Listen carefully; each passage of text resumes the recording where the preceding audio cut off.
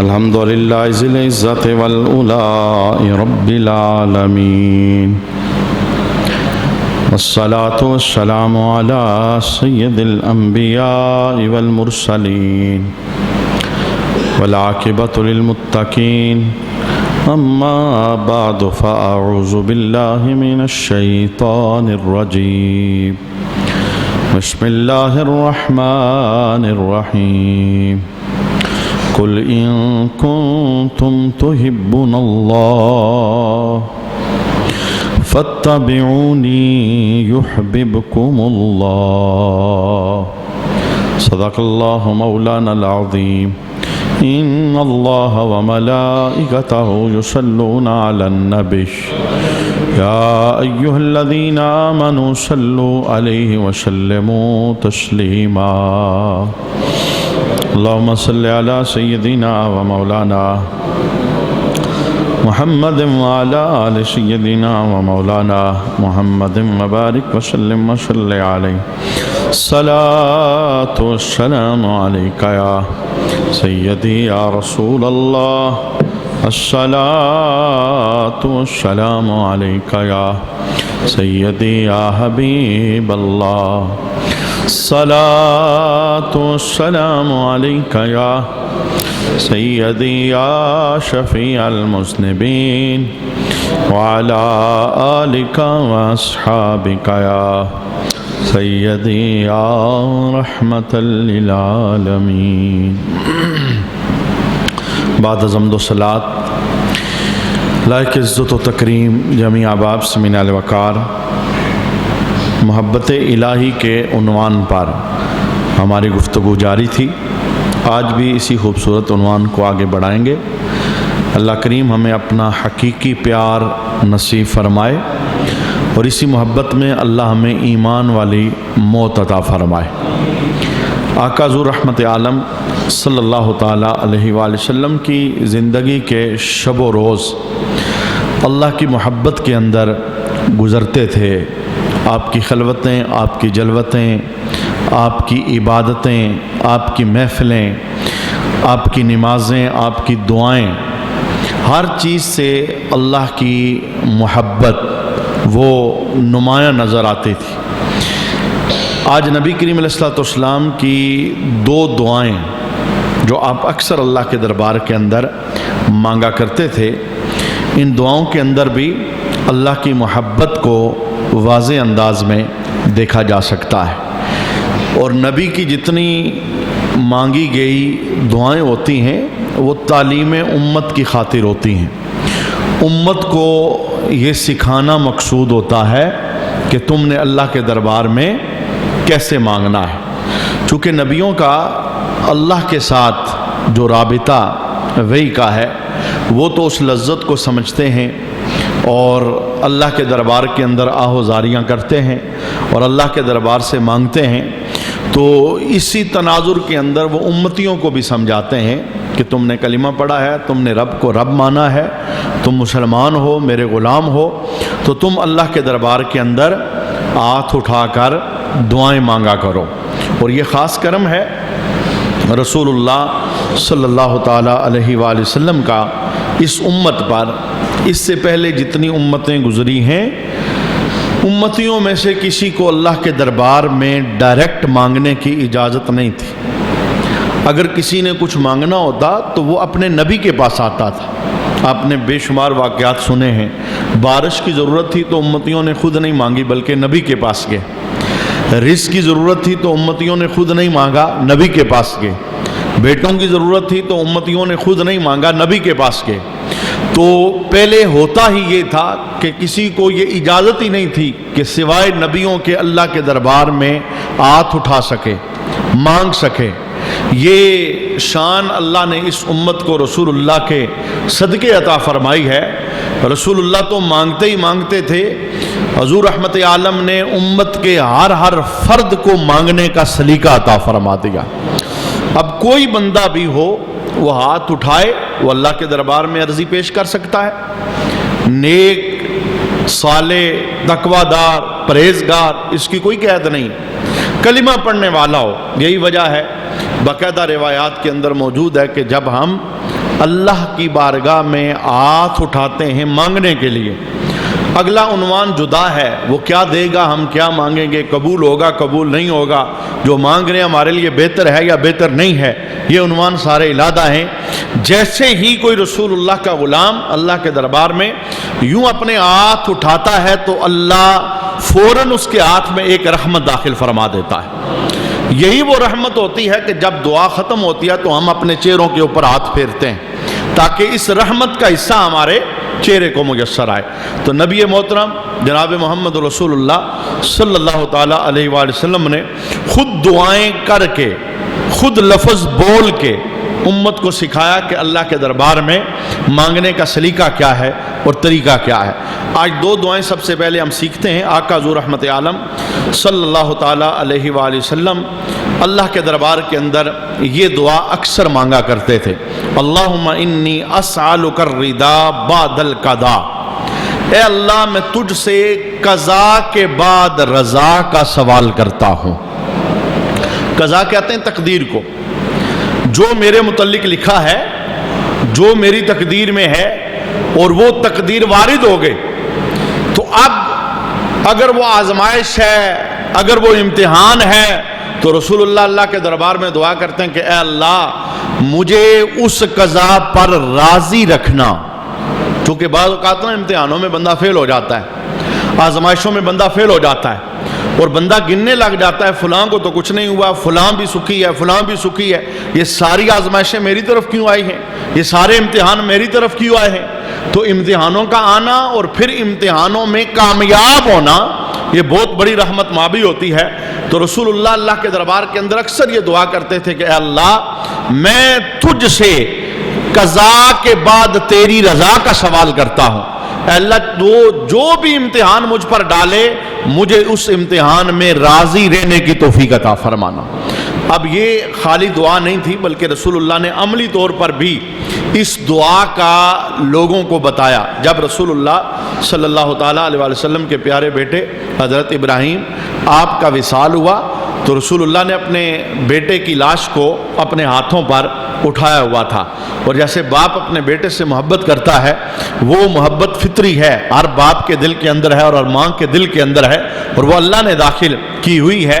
تو اس فطری محبت کے تقاضے کے تحت رسول اللہ کی آنکھیں پرنم ہو گئی اور حضور رحمت عالم رونے لگے۔ تو ایک بندے نے سوال کر دیا، کہنے لگا کہ آپ نبی ہو کے رو رہے ہیں، آپ رسول ہو کے رو رہے ہیں؟ تو رسول اللہ نے آگے سے کیا جواب دیا؟ حضور ارشاد فرمانے لگے، ہاں بیٹے کی محبت میں میرا دل تڑپ رہا ہے اور میری آنکھیں رو رہی ہیں، پر میں زبان سے وہی کہوں گا جس سے میرا رب راضی ہو جائے۔ یہ اس کی قضا ہے اور میں اس کی قضا پر راضی رہنے کی اس کے دربار سے توفیق مانگ چکا ہوں۔ یہی وجہ ہے آپ نے اپنے گھر والوں کو یہ سبق پڑھایا ہوا تھا۔ کربلا کا پورا منظر پڑھ کے دیکھ لیں، اتنا خونی منظر پیش ہوا، لیکن کسی بھی آل نبوت کے خاندان میں سے ایک بندے نے بھی اللہ کی رضا کے خلاف جملہ نہیں بولا، اور کوئی شکوہ نہیں کیا، شکایت نہیں کی، کوئی ماتم نہیں کیا، سینہ نہیں اپنا پھاڑا اور نہ گریبان پھاڑا، نہ بالوں کو کھول کر مٹیاں ڈالی، بلکہ سب یہی کہتے تھے اگر رب آزمائش دے کر راضی ہے تو ہم اس آزمائش میں گزر کر راضی ہیں، یعنی ہم اللہ کی رضا پر راضی ہیں۔ تو رسول اللہ کی یہ دعا ہمارے لیے ایک خوبصورت سبق ہے کہ اللہ کے دربار کے اندر یہ دعا مانگنی چاہیے کہ اے اللہ ہمیں قضا کے بعد رضا کی توفیق عطا فرمانا، یعنی ہم تیری قضا پہ راضی ہو جائیں، ہم تیری آزمائش پہ راضی ہو جائیں۔ اس لیے کہ محبت الہی کی یہ نشانی ہے کہ جب کوئی اللہ سے محبت کرتا ہے تو اللہ اسے آزمائشوں میں داخل کرتا ہے، امتحانوں میں ڈالا جاتا ہے، چیک کیا جاتا ہے اس محبت کو۔ اچھا، دعا کا دوسرا جملہ کیا تھا؟ رسول اللہ صلی اللہ تعالیٰ علیہ وسلم اللہ کے دربار میں دعا مانگتے، وَبَرْدَ الْعَيْشِ بَعْدَ الْمَوْتِ، اے اللہ میں موت کے بعد اچھی زندگی کا تجھ سے سوال کرتا ہوں۔ نبیوں کی تو زندگی دنیا والی بھی اچھی ہوتی ہے اور قبر والے بھی اچھی ہوتی ہے، کیونکہ وہ نبی جو ہوتے ہیں وہ معصوم عن الخطا ہوتے ہیں، گناہ نام کی کوئی چیز ان کی زندگی میں داخل ہی نہیں ہوتی، وہ ادھر بھی عیش والے ہوتے ہیں ادھر بھی عیش والے ہوتے ہیں، وہ ادھر بھی جنتی ہوتے ہیں ادھر بھی جنتی ہوتے ہیں۔ تو رسول اللہ تعلیم امت کی خاطر یہ جملہ اپنی زبان سے ادا کر رہے ہیں کہ اے اللہ میں موت کے بعد والی زندگی میری اچھی ہو جائے، میں اس کا تجھ سے سوال کرتا ہوں۔ گویا امتیوں کو یہ ایک فکر دی جا رہی ہے کہ سب کچھ دنیا کی زندگی نہیں ہے، تمہاری اصلی زندگی موت کے بعد والی زندگی ہے، تمہارا اصلی مقام موت کے بعد والا مقام ہے۔ یہ اس کی عمر کیا ہے؟ 60 سال، 70 سال، 80 سال، بہت کسی نے جی لیا تو 100 سال، پھر خاتمہ ہے۔ وہ زندگی جس کی عمر ہزاروں سال ہے، لاکھوں سال ہے، قبر کی زندگی، برزخ کی زندگی، پھر حشر کا میدان، پھر جنت دوزخ کے فیصلے، پھر حساب کتاب، یہ سارا کچھ ایک بندہ مومن کے ذہن کے اندر ہونا چاہیے، اور بندہ مومن کو زیادہ فکر اس زندگی کی ہونی چاہیے۔ لیکن بہت معذرت کے ساتھ میں یہ درد بیان کرنا چاہتا ہوں کہ جس نازک ماحول میں اس وقت ہم سانس لے رہے ہیں، اس وقت مسلمانوں کی، کلمہ پڑھنے والوں کی ایک تعداد ہے جن کی ساری فکر اس دنیاوی زندگی کی خاطر، صبح سے لے کے شام تک، شام سے لے کے اگلی صبح تک، زندگی کی خلوتیں، جلوتیں، ہفتے، مہینے، سب کچھ دوڑ دنیا ہی کی خاطر لگی۔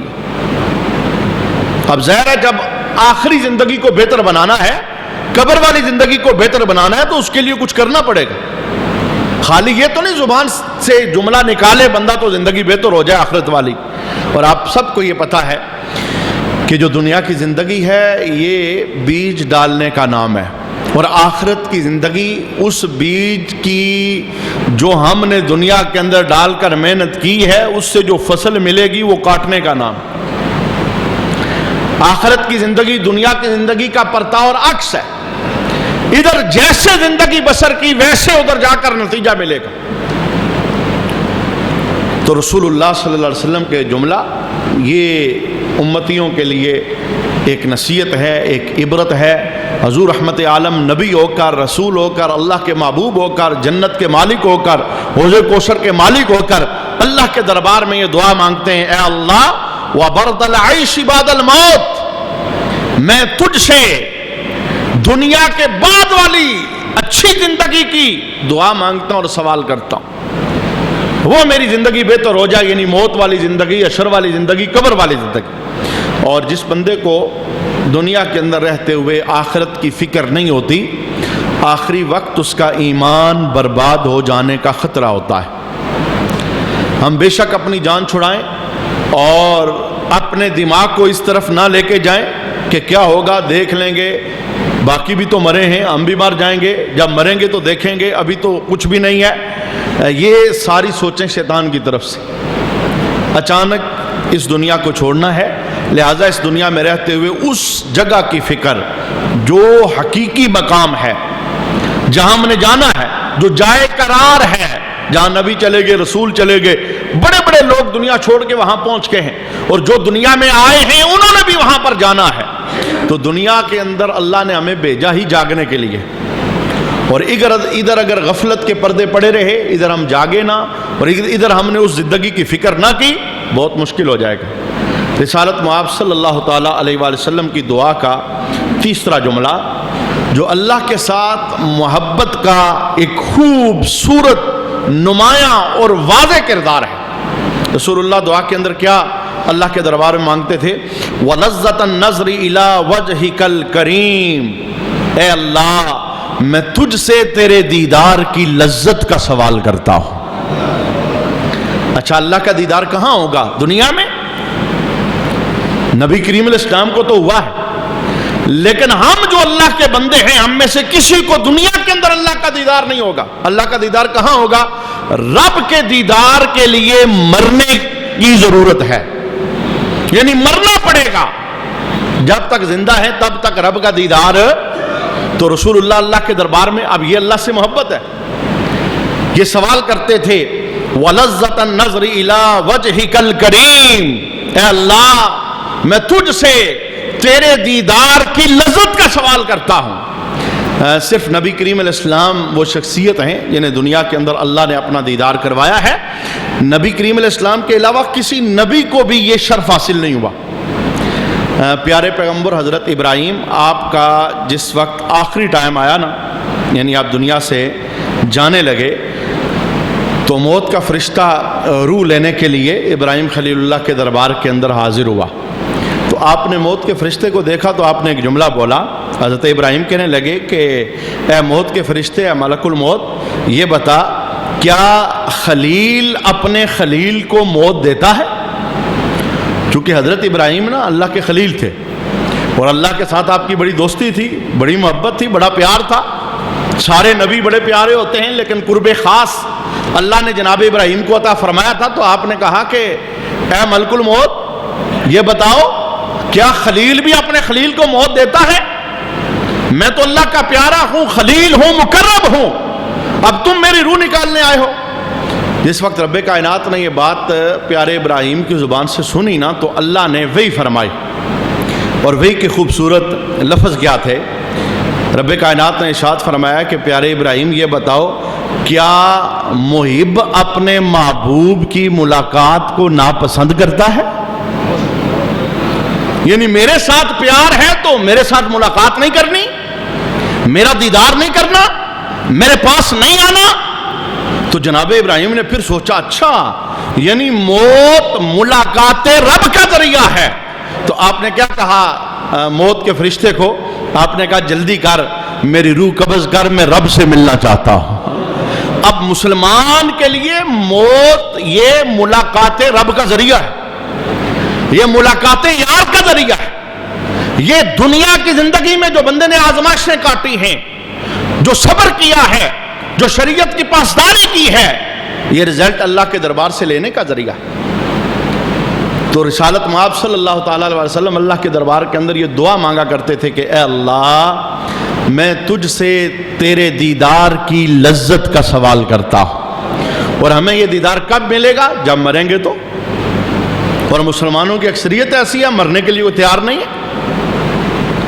جسے یہ پتا چل جائے کہ تو مرنے والا ہے اس کے طوطے اڑ جاتے ہیں اور اس کے ہوش سلامت نہیں رہتے. چونکہ بندے جینا چاہتے ہیں اور جی جی کے پھر جینا چاہتے ہیں. وجہ کیا ہے؟ محبت الہی کا دیپ سینے میں نہیں جل رہا. اور اگر اللہ اور اس کے رسول کی محبت کا دیپ سینے میں جلے تو پھر بندہ مرنے میں مزہ محسوس کرتا ہے. حضرت بلال کا آخری ٹائم آیا تو آپ کے معروف اور مشہور لفظ ہیں کہ آپ نے یہ جملے بولے واہ تھرابا واہ تھرابا، خوشی کا ماحول ہے، طرب کے لمحات ہیں، فرحت کے لمحات ہیں. تو بیوی جو سرانے کھڑی تھی اس نے کہا کہ بلال ہم سے جدا ہو رہے ہو اور آپ کہتے ہو خوشی کے لمحے ہیں، ہم سے جدائی کا دکھ نہیں ہو رہا؟ آپ نے کہا نا مجھے خوشی کے لمحات اور فرحت کے جذبات اس لیے مل رہے ہیں کہ ابھی میری روح نکلے گی تو جا کر قبر میں سونے محمد سے ملاقات ہو جائے گا. اب ظاہر ہے یہ موت ملاقات محبوب کا ذریعہ ہے، اسی لیے تو موت کو مومن کے لیے تحفہ کہا گیا. یہ مومن کے لیے تحفہ ہے. تو لہٰذا ایک مسلمان بندہ وہ تو موت سے ڈرتا نہیں ہے بلکہ موت سے محبت کرتا ہے، موت کو سینے لگاتا ہے. یہی وجہ ہے رسالت مآب صلی اللہ تعالیٰ علیہ وآلہ وسلم اس کائنات میں سب سے زیادہ اللہ کی محبوب شخصیت ہیں. چونکہ اللہ نے پوری کائنات کو رسول اللہ کی خاطر بنایا ہے.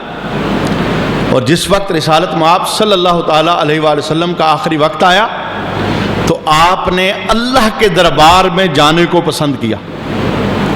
آپ کو اختیار دیا گیا باقاعدہ، اور یہ کائنات میں رسول اللہ کے علاوہ کسی کو اختیار نہیں ملا. رب کائنات نے کہا پیارے محبوب دنیا میں رہنا ہے تو ہم آپ کو دنیا میں رکھیں گے، اور اگر ہماری ملاقات کرنی ہے، ہمارے پاس آنا ہے تو ہمارے پاس آ جائیں.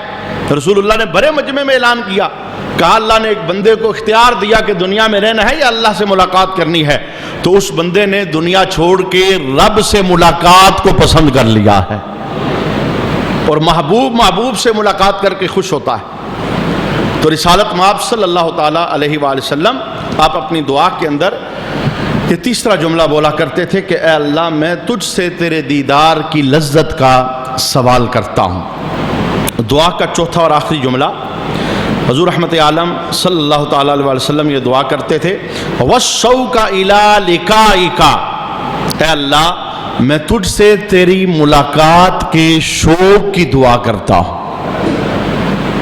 میں نے تجھے رب مانا ہے، میں نے تجھے معبود مانا ہے، میں تیری مانتا ہوں، مان کے زندگی بسر کرتا ہوں، اے اللہ مجھے شوق ہے تیری ملاقات کا، کوئی ایسا سبب بنا دے میری تیرے ساتھ ملاقات ہو جائے۔ اب ظاہر ہے اللہ کی محبت جب دل کے اندر پختہ ہوگی تو پھر موت سے ڈر نہیں لگے گا، بلکہ موت اچھی لگے گی، اور موت ملاقات کا ذریعہ بن جائے گی، اور موت اللہ کے دربار میں پہنچنے کا ذریعہ بن جائے گی۔ اچھا، یہ ایک دعا تھی۔ ایک دوسری دعا جو رسول اللہ صلی اللہ علیہ وسلم بہت زیادہ اللہ کے دربار کے اندر مانگا کرتے تھے، اور اس دعا کا فیض بھی ساری زندگی سے صحابہ کے اندر رسول اللہ نے تقسیم کیا۔ وہ دعا کیا تھی؟ بہت ساری چیزیں طلب سے ملتی ہیں، دنیا کے اندر بھی کچھ لوگوں کو کچھ چیزوں کی طلب ہوتی ہے، انہیں مل جاتی ہیں۔ کسی کو تعلیم کی، علم کی طلب ہے تو وہ دنیاوی علم حاصل کرنے میں کامیاب ہو جاتا ہے۔ دنیاوی اور بہت سارے امور ہیں، بندہ طلب لگاتا ہے، پھر اس طلب کو ٹھان کر محنت کرتا ہے، منزل پر پہنچ جاتا ہے۔ بالکل اسی طرح اللہ کی محبت بھی طلب سے ملتی ہے، یعنی یہ سینے کے اندر طلب رکھنی پڑتی ہے۔ یہی وجہ ہے رسول اللہ صلی اللہ تعالیٰ علیہ وسلم یہ دعا مانگا کرتے تھے کہ اے اللہ مجھے اپنی محبت عطا فرما، اور اس کی محبت عطا فرما جو تیرے ساتھ محبت کرتا ہے۔ اب یہ عطائی چیز ہے، یہ مانگنے والی چیز ہے۔ اللہ کا پیار، اللہ کی محبت یہ مل جائے، یہ مانگنے والی چیز ہے۔ تو رسول اللہ صلی اللہ علیہ وسلم تعلیم امت کی خاطر یہ جملے بولا کرتے تھے کہ اے اللہ مجھے اپنی محبت عطا فرما، اور صرف اپنی محبت نہیں، ہر اس کی محبت دے جو تیرے ساتھ محبت کرنے والا ہے، یعنی جو اللہ کے محب ہیں ان کی محبت کی دعا یہ رسول اللہ صلی اللہ علیہ وسلم یہ بھی مانگا کرتے تھے۔ اور دعا کا تیسرا جملہ کیا تھا؟ اللہ کے دربار میں یہ دعا مانگتے کہ اے اللہ مجھے اس چیز کی محبت دے جو تیری محبت کے مجھے قریب کرتے۔ نماز یہ اللہ کے دربار میں بندے کو اللہ کا قریبی بنا دیتی۔ سجدہ، کیونکہ سجدہ وہ کیفیت ہے نا جہاں بندہ سب سے زیادہ مالک کے قریب ہوتا ہے، تو سجدے کی محبت اللہ کی محبت، رکوع کی محبت اللہ کی محبت، نماز کی محبت اللہ کی محبت، ذکر سے محبت اللہ کی محبت، تنہائیوں میں اٹھ کر رب کا نام لینا اس سے محبت، یہ رب کی محبت، یہ ساری چیزیں یہ بندے کو اللہ کی محبت کے قریب کر دیتی ہیں۔ تو رسالت مآب صلی اللہ تعالیٰ علیہ وآلہ وسلم یہ اکثر اپنی دعاؤں کے اندر اس چیز کا تذکرہ کرتے تھے کہ اے اللہ مجھے اپنی محبت عطا فرما۔ تو یہ مانگنے والی چیز ہے، اس کے لیے طلب بندے کو بڑھانی چاہیے، اور پھر مانگنے کے بعد بندے کو غور اور فکر کرنی چاہیے کہ کیا یہ محبت میرے اندر پختہ ہوئی ہے کہ نہیں۔ اس لیے کہ جب اللہ کی اور اس کے رسول کی محبت آئے گی، سب سے کامل اور بڑی نشانی وہ یہ ہوگی گناہ زندگی سے رخصت ہو جائے، اور اگر گناہ ابھی تک زندگی میں برقرار ہے تو پھر رب کی محبت نہیں ہے، رسول کی محبت نہیں ہے۔ یعنی زبانی اس کا دعویٰ تو ہو سکتا ہے، عملی طور پر یہ محبت نہیں۔ عملی طور پر یہ محبت اب ہوتی ہے جب بندے کی زندگی سے گناہ نکل جاتے ہیں۔ اچھا، معاشر کے دن حضرت سری سکتی رحمۃ اللہ تعالیٰ علیہ آپ اللہ سے محبت کرنے والوں کی ایک جزا بیان کرتے ہیں۔ آپ فرماتے ہیں معاشر میں جتنے لوگ بھی اللہ کے دربار کے اندر حاضر ہوں گے نا، انہیں نبیوں کی نسبت سے پکارا جائے گا۔ جتنی امتیں ہوں گی یہ کہا جائے گا اے امت ابراہیم ادھر آ جاؤ، اے امت موسیٰ ادھر آ جاؤ، اے امت عیسیٰ ادھر آ جاؤ، اے امت محمد ادھر آ جاؤ۔ یوں نبیوں کی نسبت سے امتوں کو پکارا جائے گا۔ لیکن حضرت سری سکتی کہتے ہیں کہ جن لوگوں پر اللہ کی محبت کا غلبہ ہوگا، یعنی دنیا میں جنہوں نے رب سے محبت کی اور اسی محبت میں ساری زندگی بسر کی، اور اس محبت کے علاوہ کسی محبت کو سینے میں داخل نہیں کیا، ان کے متعلق حضرت سری سکتی کہتے ہیں کہ قیامت کے دن ان کے لیے یہ اعلان نہیں ہوگا، یعنی کسی نبی کے ساتھ نسبت لگا کر انہیں نہیں بلایا جائے گا، بلکہ یہ کہا جائے گا اے اللہ کے دوستو اللہ کے دربار میں آ جاؤ۔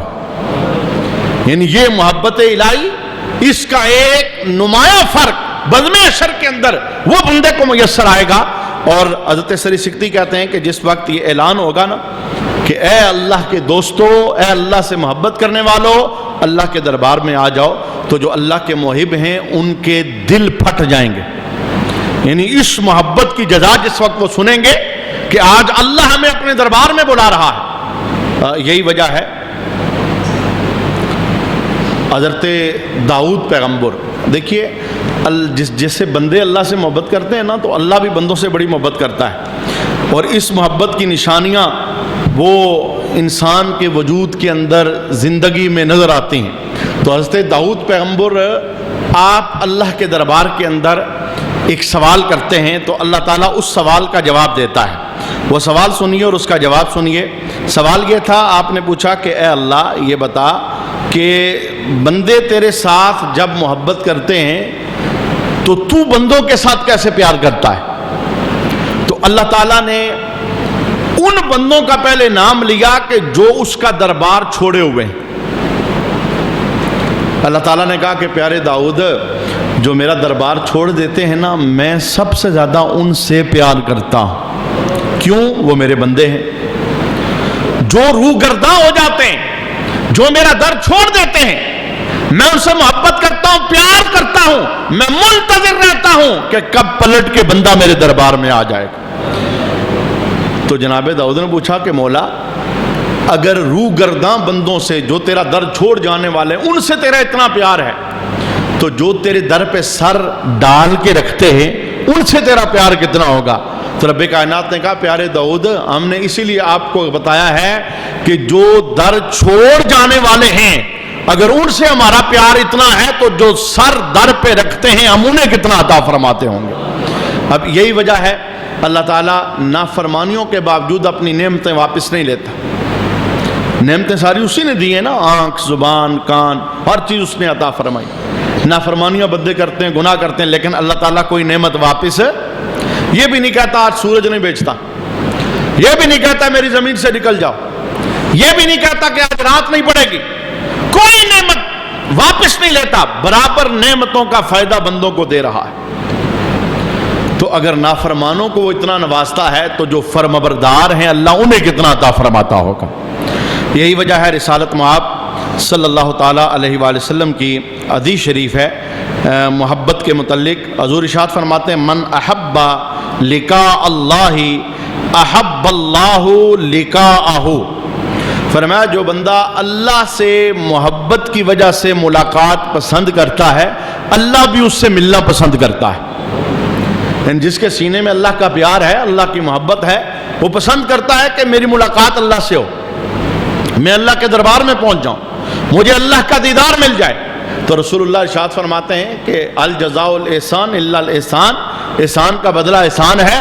جیسے بندہ اللہ سے پیار کرتا ہے تو اللہ بندے سے پیار کرتا ہے، منتظر رہتا ہے، انتظار کرتا ہے اپنے بندے کا. اور حدیث شریف کے اندر جملہ موجود ہے سب سے پیارا بندہ اللہ کو وہ لگتا ہے جو رجوع کر کے پلٹ کے رب کے دربار میں آ جاتا ہے، جسے یہ سمجھ آ جاتی ہے کہ میں رب کا بندہ ہوں، بندگی کے لیے مجھے پیدا کیا گیا، وہ میرا معبود ہے اور اس سے محبت کرنا یہ میرا حق بنتا ہے. جب بندے کو سمجھ آتی ہے، بندہ رجوع کرتا ہے، پلٹ کے آتا ہے، اللہ تعالیٰ بندے کو اس وقت سب سے زیادہ محبت کی نگاہ سے دیکھتا ہے، پیار کی نگاہ سے دیکھتا ہے. یہی وجہ حضرت ابو درداء رضی اللہ تعالیٰ عنہ، آپ نے حضرت کعب الاحبار سے پوچھا کہ ہمیں تورات کی کوئی بات بتاؤ. یعنی حضرت کعب الاحبار آسمانی کتابوں کے عالم تھے، تورات، زبور، انجیل، ان کا علم آپ کے پاس تھا. پھر انہوں نے نبی کریم علیہ السلام کا کلمہ پڑھ لیا تو صحابہ ان سے باقی کتابوں کی باتیں پوچھا کرتے تھے. حضرت ابو درداء نے پوچھا کہ آپ ہمیں تورات کی کوئی آیت، تورات کی کوئی بات بتاؤ. تو حضرت کعب الاحبار نے تورات کی ایک آیت سنائی. کہنے لگے کہ تورات میں اللہ تعالیٰ نے یہ ارشاد فرمایا ہے کہ نیک بندے میری ملاقات کا بہت شوق رکھتے ہیں اور میں ان کی ملاقات کا بہت زیادہ مشتاق رہتا ہوں. یعنی جو سارے لوگ ہیں تقویدار ہیں وہ میری ملاقات کا شوق کرتے ہیں اور میں ان کی ملاقات کا مشتاق رہتا ہوں. اور دوسرا جملہ، جو میری جستجو کرے گا وہ مجھے پا لے گا. یہ طلب کی بات ہے. ایک بندہ طلب بناتا ہی نہیں ہے تو بغیر طلب کے تو کچھ نہیں ملتا. جو اللہ کی محبت کی طلب کی جستجو سے جائے گا تو رات میں لکھا ہے اللہ کہتا ہے مجھے پا لے گا. ڈھونڈنے پہ ہے تو بندہ کیا کیا ڈھونڈ لیتا ہے, تو کیا اللہ کی محبت نہیں پا سکتا؟ اور دوسرا جملہ فرمایا جو میرے علاوہ کسی اور کی جستجو کرے گا وہ مجھے کبھی نہیں پا سکے گا. میری جستجو سے مجھ تک پہنچا دے گی اور مجھ سے غیر کی جستجو وہ میرے دربار سے اسے دور کر دے گی. تو ایک بندے کو اللہ کی ملاقات کا شوق ہونا چاہیے. یہی وجہ ہے ایک صحابی کا جب آخری ٹائم آیا, ان کی روح جسم سے نکلنے لگی تو انہوں نے جملہ بولا حبیب جاء علی فاقۃ لا افلح من ندم. کہنے لگے موت آئی ہے اور اب سارے غم ختم ہو جائیں گے چونکہ یار سے ملاقات ہو جائے گی. یعنی دنیا غموں کا نام ہے, یہ خوشیوں کی سیج نہیں, پھولوں کی سیج نہیں. یہاں غم تکالیف یہ بندے کے ساتھ ساتھ ہوتی ہیں. تو صحابی رسول پوری زندگی کٹن گزری, جہاد کے اندر گزری, امتحانوں آزمائشوں میں گزری. تو جب آخری ٹائم آیا اللہ کے دربار کے اندر پہنچنے لگے تو انہوں نے جملہ بولا, کہنے لگے اب موت کا وقت ہے, روح جسم سے نکلنے لگی ہے, اب غموں سے نکل کر یار کے دربار میں چلا جاؤں گا, پھر مجھے رحمت میسر آئے گی, پھر مجھے کرم میسر آئے گا. اچھا, اس طرح کی بے شمار حدیثیں ہیں. آخری حدیث ہم اس عنوان پر سماعت کریں گے. محبوب کریم علیہ الصلوۃ والسلام کا یہ فرمان ابو داؤد شریف کے اندر موجود ہے. رسالت مآب صلی اللہ تعالیٰ علیہ وسلم نے ارشاد فرمایا جو مجھ سے محبت کرے گا اور رات آنے پر مجھ سے غافل ہو جائے گا وہ اپنی محبت میں جھوٹا ہے. میری محبت تو اس کی زبان پر ذکر جاری کرے گی, میری محبت تو میرا نام اس کی زبان پر جاری کرے گی. محبت مجھ سے کرتا ہے, نام کسی اور کا لیتا ہے. محبت مجھ سے کرتا ہے, مصلی پہ کھڑا ہی نہیں ہوتا. تو اس ساری گفتگو کا حاصل کیا ہے؟ اس ساری گفتگو کا حاصل یہ ہے کہ ہمیں اپنی زندگی کے اندر شریعت مطہرہ کی پابندی داخل کرنی چاہیے, اللہ تعالیٰ کے احکامات کو ماننا چاہیے. اس امید کے ساتھ آج ہم اپنی اس گفتگو کا یہ آخری حصہ وہ سماعت کر رہے ہیں کہ اللہ ہمیں اپنی زندگی کے اندر حقیقی اپنا پیار عطا فرمائے. چونکہ مانگنے سے ملتا ہے, اپنی محبت اور اپنے رسول کی محبت. جب یہ دو محبتیں بندے کے پاس آ جاتی ہیں تو انسان کی زندگی ستھری ہو جاتی. اور اگر ابھی تک زندگی کے اندر ستھرا پن نہیں ہے, گناہ ہے, غلط کاریاں ہیں, شیطان کا ماننا ہے, تو سمجھ لیں کہ اللہ اور اس کے رسول کی محبت کا عکس میسر نہیں آیا. یہ محبت بندے کو بے باک کر دیتی ہے, یعنی گناہوں سے کنارہ کش بنا دیتی ہے, شیطان سے دور کر دیتی ہے. اور اللہ اپنی محبت کی وجہ سے انسان کے ظاہر اور باطن کو ستھرا فرما دیتا ہے. اللہ کریم ہمیں اپنی سچی محبت نصیب فرمائے اور اسی محبت میں اللہ ایمان کی موت نصیب فرمائے اور اسی محبت میں جینا اور اسی محبت میں اللہ مرنا نصیب فرمائے. وما علینا الا البلاغ المبین.